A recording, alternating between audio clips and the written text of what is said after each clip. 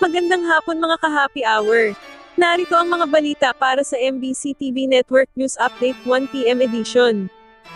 Pangulong Marcos Jr. idamay sa panalangin ngayong undas ang mga biktima ng magkakasunod na sama ng panahon sa bansa. Umapela si Pangulong Ferdinand Bongbong Marcos Jr. sa publiko na idamay sa panalangin ngayong undas ang mga biktima ng magkakasunod na bagyo at iba pang sama ng panahon na pumasok sa Pilipinas nitong mga nagdaang buwan. Sa inilabas na vlog ng Pangulo ngayong undas, sinabi nito na mahigit 100 ang nasawi habang mayroon pa rin nawawala at pinaghahanap pa.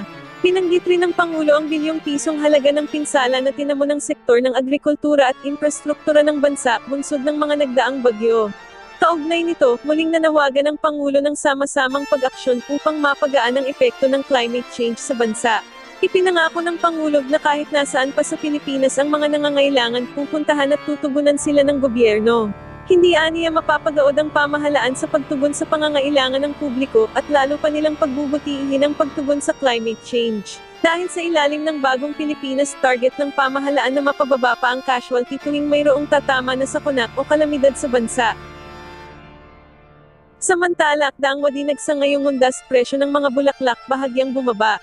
Dinagsa na ang bilihan ng mga bulaklak sa Dangwa Flower Market sa Maynila ngayong araw ng undas. Isa na rito si John Maltz, mamimili ng bulaklak sa Dangwa na mula pa sa May Kawayan, Bulacan.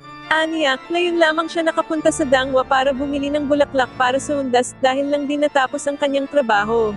Bahagyang nasa murang presyo na lamang din niyang nakuha ang mga bulaklak dahil nakakahingi naman daw siya ng diskwento. Inihayag din ni Concon Cancino, nagtitinda ng bulaklak sa Dangwa, bahagya nang bumababa ang presyo ng mga bulaklak kumpara noong October 29 hanggang 30 dahil natatakot ang mga tindera na magkaroon ng mga matitira kaya ang iba ay binabargain na lamang. Kaugnay nito, walang pagbabago sa mga presyo ng kandila na kadalasang itinitirik sa mga puntod sa mga sementeryo.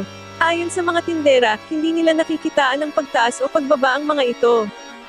Mga ka-happy hour, manatiling nakatutok sa special coverage ng DZRH para sa iba pang mga latest update tungkol sa undas. At yan ang mga balita para sa MBC TV Network News Update 1 PM edition. Abangan ang mga susunod na balitaan mamaya para sa 2 PM edition.